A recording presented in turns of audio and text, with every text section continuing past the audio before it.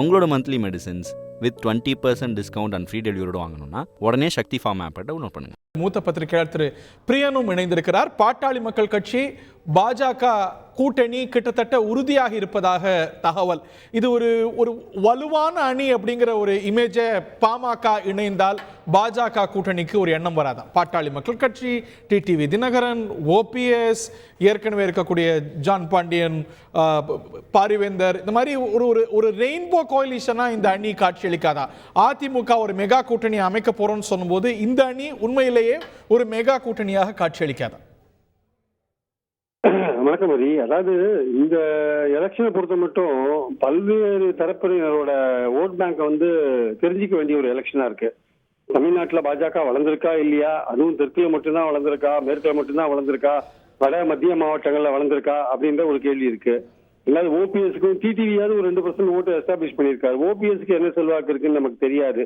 மற்றபடி பாஜக அணியில் இருக்கிறவங்க எல்லாம் பெரும்பாலும் பெரிய செல்வாக்குடைய கட்சிகள் கிடையாது. இந்த சூழ்நிலையில பாமக இணைஞ்சது வட மத்திய மாவட்டங்கள்ல பாஜகவுக்கு ஒரு நிச்சயமாக ஒரு பெரிய ஒரு சப்போர்ட் தான்றதுல எந்த விதமான சந்தேகமும் கிடையாது. ஆனால் வட மத்திய மாவட்டங்கள்ல பாஜக அந்த அளவுக்கு தெற்கு மேற்கு அளவுக்கு அது அங்க பலமா இருக்கிறதா சொல்ல முடியாது. ஸோ பாமகவை பொறுத்த மட்டும் அவங்களுடைய கோர் சப்போர்ட் ஏரியான்னு பாத்தீங்கன்னா அரக்கோணத்துல இருந்து நாகப்பட்டினத்துல அப்படியே குழுக்க டயகனலா ஒரு கோடு போட்டீங்கன்னா அதுல வர தொகுதிகள் எல்லாமே அவங்க செல்வாக்கா ஓரளவுக்கு செல்வாக்கா, அந்த சைட்ல கொஞ்சம் தருமபுரி கிருஷ்ணகிரி ஏரியால கொஞ்சம் சேலம் போன்ற ஏரியாக்கள்ல செல்வாக்கா இருப்பாங்க. ஆனால் அடிப்படையான ஒரு விஷயம் என்னன்னா, நீங்க பாமகவுக்கு 10 சீட் கொடுக்கலாம், 12 சீட் கொடுக்கலாம், எவ்வளவு வேணா கொடுக்கலாம், கேட்டதெல்லாம் கொடுக்கலாம்.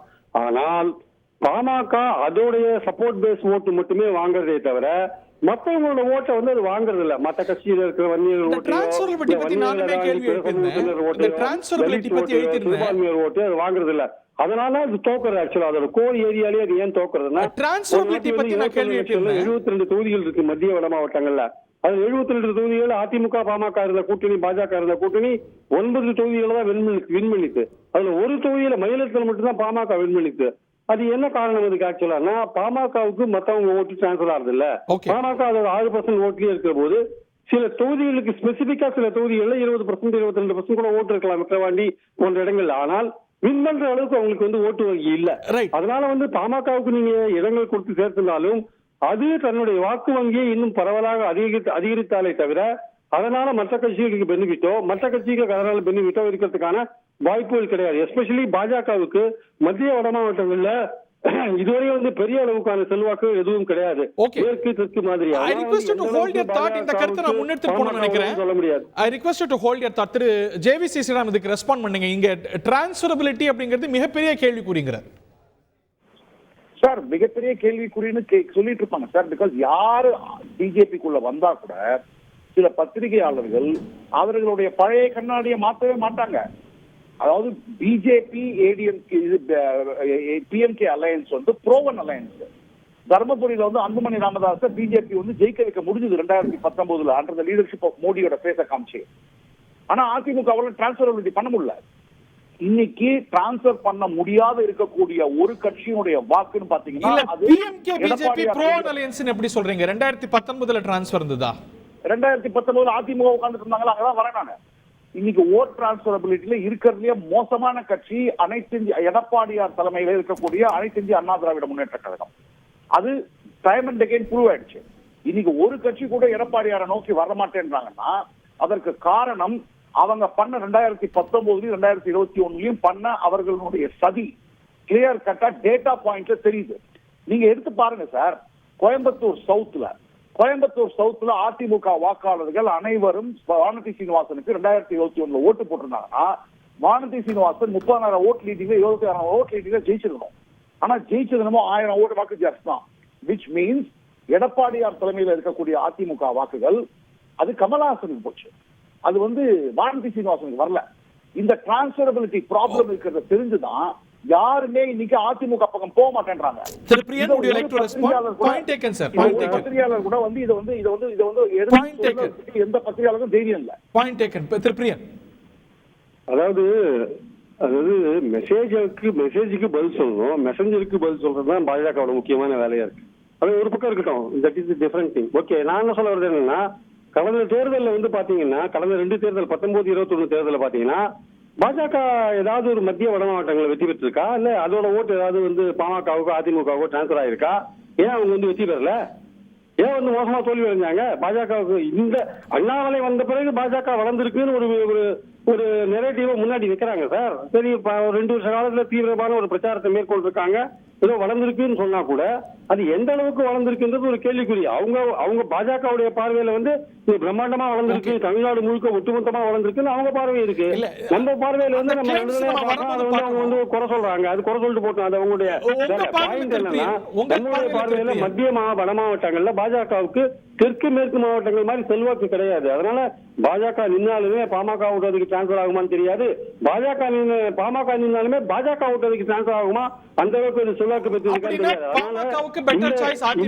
அதனால இந்த கூட்டணி வந்து பாமகவுக்கு அட்வான்டேஜ். 10 இடங்கள்ன்றது பெரிய விஷயம். அது கேட்ட இடத்தெல்லாம் கொடுத்துருவாங்க. ஏன்னா அந்த மத்திய வட மாவட்டங்கள்ல பாஜக செல்வாக்கு இல்லாதனால அது என்ன கேட்குதோ அதை கொடுத்துட்டு போறாங்க. வேறு பல விஷயங்கள் அவங்க கொடுப்பாங்க. அது வேற விஷயம். அதனால வந்து பாமகவுக்கு advantage. whether they will win அப்படின்றது ஒரு கேள்விக்குறி. இல்ல, உங்க வியூல பாமகவுக்கு அதிமுக பெட்டர் அலையன்ஸ்னு கருதுறீங்களா? இல்ல, அதுவும் வந்து கடந்த 2 எலெக்ஷன்ல அதுவும் வந்து ஒர்க் அவுட் ஆகல சரியா. Unless PMK itself increases its vote bank, வேற எந்த அல்ல மற்றவங்க ஓட் பேங்க் கரெக்டா டிரான்ஸ்பர் ஆனாதான் சார். ஒரு தொகுதியில ஒரு சின்ன உதாரணம், ஒரு தொகுதியில 40% வன்னியர் இருக்காங்க வச்சுக்கோங்க, அதுல 25% பாமக வன்னியரே இருப்பாங்க வச்சுக்கோங்க. அந்த வன்னியர் ஓட்டு போடுறாங்க. மீதி 15% வன்னியர் வெவ்வேறு பார்ட்டியில இருப்பாங்க. அவங்க வெவ்வேறு கட்சி, அவங்க அந்த ஓட்டு பாமக டிரான்ஸ்பர் ஆகணும். அது ஆக மாட்டேங்குது. அது தவிர வன்னியருக்கு வெளியில இருக்கிற வன்னியர் அல்லாத ஓட் பேங்க், தலித் ஓட்டு, சிறுபான்மையர் ஓட்டு எதுவுமே டிரான்ஸ்பர் ஆகாதனாலதான் பாமக வின் பண்ணாத இருக்கு. அதனால நான் சொல்றேன், நான் வந்து ஆக்சுவலா பாமகவுக்கும் மற்ற கட்சியினால பெனிஃபிட் இல்ல, மற்ற கட்சிக்கும் பாமக பெனிஃபிட் இல்ல. Unless PMK itself increases its own vote bank. நல்ல எதிர்கட்சியா இருக்காங்க, நல்ல செயல்படுறாங்க, டாக்டர் நல்ல செயல்படுறாங்க, எல்லாம் கரெக்ட் தான். பட் ஓட் பேங்க் இன்க்ரீஸ் ஆகலன்றதா முக்கியமான விஷயம். இந்த ஓட்ஸ் வந்து சைலோஸ்ல இருக்கு, டிரான்ஸ்பர் ஆக மாட்டேங்குது அப்படிங்கிறீங்க. அதை நம்ம பொறுத்திருந்து பார்க்கணும். அது ஒரு பக்கம் திருப்பிரியன் சார். ஆனா இந்த அணியை பாருங்களேன், என்டி அலையன்ஸ் பாருங்களேன். இதுல பாமக இருக்கு, அமமுக இருக்கு, ஓபிஎஸ் இருக்கிறார், வாசன் இருக்கிறார், ஒரு ரெயின்போ கோலிஷனா இருக்கு. அப்படிங்கும்போது அதிமுக கூட்டத்தில் எடப்பாடி பழனிசாமியே சொல்லியிருந்தாரு ஒரு மெகா கூட்டணி அமைப்போம் அப்படின்னு. இன்னைக்கு மன்சூர் அலிகானோட பேசிட்டு இருக்காங்க. மாறா இவங்க ஒரு பெரிய அலையன்ஸ் ஏற்படுத்தி இருக்கிறாங்க அப்படின்னு இவங்கள்ட்ட ஒரு வலுவான நரேட்டிவ் செட் ஆகாதா? சார், எனக்கு தெரிஞ்சு என்னோட தகவல் படி தேமுதிக கூட அதிமுக அலையன்ஸோட போறதுக்கான வாய்ப்புகள் ரொம்ப குறைவு. Unless they sign the agreement. DMDK agreement sign பண்ணாலே தவிர அவங்களுடைய அந்த செயல்பாடுகள் வந்து ஒரு சந்தேகத்துக்குரிய ஒரு விஷயமா தான் நான் பாக்குறேன். ஏன்னா விஜயகாந்த் மறைந்தப்போ பத்மபூஷன் விருது கொடுத்தாங்க, பிரதமர் பாராட்டினாரு, பல இடங்கள்ல புகழ்ந்து பேசினாரு. இந்த மாதிரி விஷயங்கள் இருக்கும்போது மத்தியில வந்து பாஜக ஆட்சிக்கு வந்துருந்த ஒரு நெரேட்டிவ் வந்து செட்டப் பண்றப்போ இல்ல உண்மையா அது இருக்கோ இல்லையோ தெரியாது. அப்படி இருக்கிறப்போ தேமுதிக போன்ற கட்சிகள் மத்திய ஆட்சிக்கு வர வாய்ப்புள்ள கட்சிகளோட காங்கிரஸோட போக முடியாது. சோ மத்தியில வாய்ப்புள்ள பாஜகவுடன் தான் கூட்டணி வைக்க விருப்பப்படுவாங்களே தவிர தேமுதிகவோட போறதுக்கு விருப்பப்பட மாட்டாங்க. 2வது, தேமுதிக நினைச்ச மாதிரியான ஒரு மெகா அலையன்ஸ் இங்க அமையல, அதிமுக நினைச்ச மாதிரியான ஒரு மெகா அலையன்ஸ் இங்க அமையல. அதனால தேமுதிகவுக்கு அதிமுக கூட்டணியில போனாலும் வெற்றி பெறுவாங்க தெரியல. அதே நிலைமை தான் இங்க பாஜக அணிக்குமே. பாஜகவும் அதிமுகவும் பிரிஞ்சு இருக்கிற ஒரு காரணத்தினால 2 அணியில யார் சேர்ந்தாலுமே அவங்களுக்கான வெற்றி வாய்ப்புகள் ரொம்ப ரொம்ப குறைவு சார். திமுக எதிர்ப்போட்டுகள் பிரியும் போது கண்டிப்பாக திமுக அட்வான்டேஜா போறதுக்கான வாய்ப்புகள் இருக்கு. அதனால வந்து நீங்க வந்து பாஜக அணியில வந்து ஓபிஎஸ் இருக்காங்க. ஓபிஎஸ் புருவன் ஓட் பேங்க் என்னன்னு தெரியாது நமக்கு. ஆக்சுவலா அவரோட தேனி தொகுதியிலே போன வாட்டி 21 எலெக்ஷன்ல 4 தொகுதியில 3 இடத்துல அதிமுக தோத்துது சார். ஆக்சுவலா டிடிவிக்கு ஒரு செல்வாக்கு இருக்கு. 19 அது நிரூபிக்கப்பட்டது. 21 அது குறைஞ்சு போச்சு ஆக்சுவலா. மற்றபடி ஜான் பாண்டியனுக்குலாம் வாசனுக்குலாம் என்ன செல்வாக்கு இருக்குன்னு நீங்க நினைக்கிறீங்க? நீங்க இதை சொன்னா வாசன் சார் கோவம் வரும். பட் என்ன சொல்ல வேண்டிய கட்டாயத்துல இருக்கேன். என்ன செல்வாக்கு இருக்கு? அதனால வந்து பாஜகவும் பெரிய அளவுக்கு பாமக தவிர வேற எந்த பெரிய கட்சிகளும் அதுல இருக்குன்ற மாதிரி நம்ம சொல்ல முடியாது. அதிமுகலயே மெகா கூட்டணி அமைக்கிறதுக்கான வாய்ப்புகள் இல்ல. இவங்க 2 பேரும் வந்து ஒரு முக்கியமான ஒரு திமுகவுக்கு கடுமையான போட்டி கொடுக்கிற வாய்ப்பை வந்து இழக்கிறாங்க. 2 பேரும் சேர்ந்துதான் ஒரு 10 தொகுதிகளில் கடுமையான போட்டி கொடுத்து ஒரு 7 தொகுதிகளில் வெற்றி பெறதுக்கான வாய்ப்பும் இருந்தது. 2 பேரும் அதை இழந்து ஒன்றும் இல்லாத போறாங்கன்றதான் என்னுடைய கருத்து. உங்களோட monthly medicines with 20% discount and free டெலிவரியோட வாங்கணும்னா உடனே சக்தி ஃபார்ம் ஆப்பை டவுன்லோட் பண்ணுங்க.